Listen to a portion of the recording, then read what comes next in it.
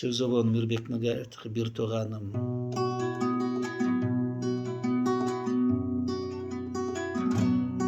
Turmuş жолу ушундай, бирге чоңойдук, бир далай астыга койдук, максат жолум даярданбай. Чогуу өсүп, бирге ойноп, жакшы жаманды бирге көрүп, бир сындырып, токочту тең бөлүп. Bir tuğanım, senden hiç nerse ayabаймын. Sen бар болып тұрғаның, sen жоқ, seni сағынамын. Bir tuğanım, senden hiç nerse ayabаймын. Sen бар болып тұрғаның, sen жоқ, seni сағынамын.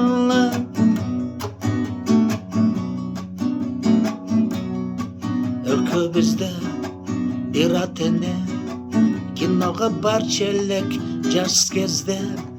Убакыт өтүп чоңоюп кеттик бат эле.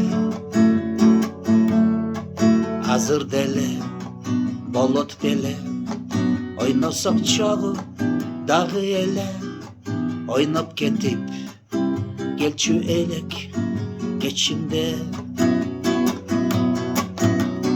Bir tuğanım, жүрөктөгү жаным, эч кимге алмаштырбаймын.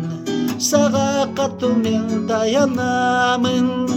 Bir туğаным, жүрөктөгү жаным, эч кимге алмаштырбаймын. Сага катуу мен таянамын.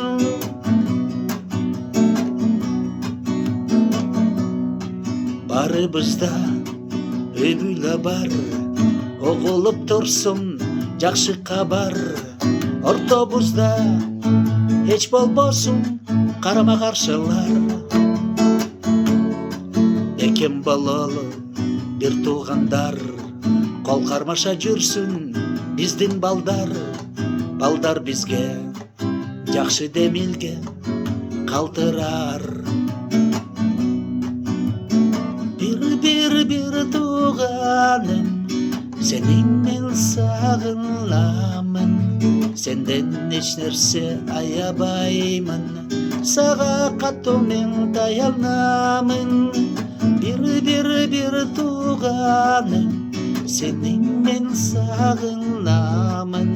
Senden hiç nerse ayabаймын. Sağa katуу men dayanamın.